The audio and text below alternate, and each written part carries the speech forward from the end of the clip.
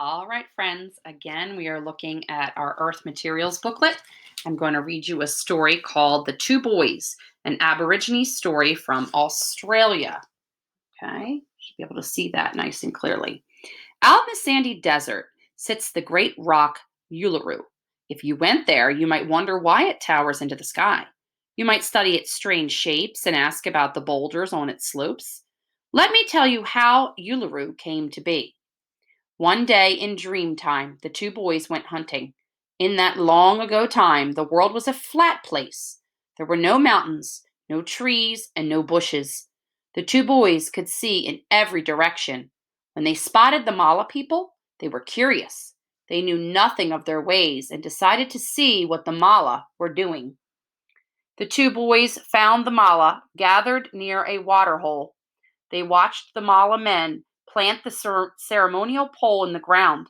From that moment on, everything the Mala did was part of the ceremony, or inma. First, the Mala separated into camps, one for the young men, one for the old, one for the single women, another for the married. Next, the Mala went about their jobs. They collected water, they gathered and prepared food. All was done in its proper inma way. The two boys soon grew tired of watching the Mala. They began to splash in the water hole. In no time at all, they turned the earth into mud. The mud was red. They piled it until it was very high. Then they climbed up on it to play.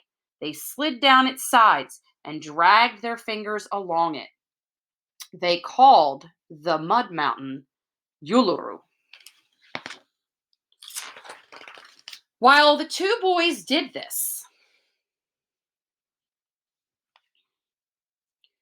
another people arrived from the west. They asked the Mala to join them in an inma, but the Mala would not. Their own inma had begun and could not be stopped. This made the people from the west angry. They went away and laid a branch and some sticks on the ground. They added the teeth of a mole and the tail of a bandicoot. When they were done, they sang songs over the creature they had made. That night, while the two boys and the Mala slept, the creature came to life. It was the spirit dingo, Kirpani. In the morning, it went off to the Mala camps. How frightened the Mala were! Kirpani chased them this way and that. To save themselves, the Mala changed everything, even themselves, into stone. To this day, you can see the Mala scattered over the slopes of Uluru. You can spot the food they cooked and the women's digging stick. You can see where the men took down the ceremonial pole and dragged it across the ground. You can even find parts of Kirpani and the footprints he made as he chased the Mala. And what, you ask, became of the two boys?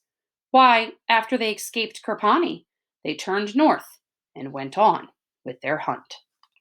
All right, my friends. So, inside of your notebook, you will see this page here.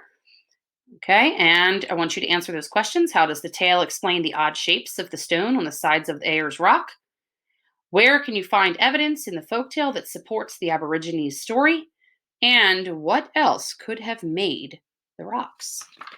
Can't wait to see your responses. Write them down, hold up a picture of your finished work, read the responses to me.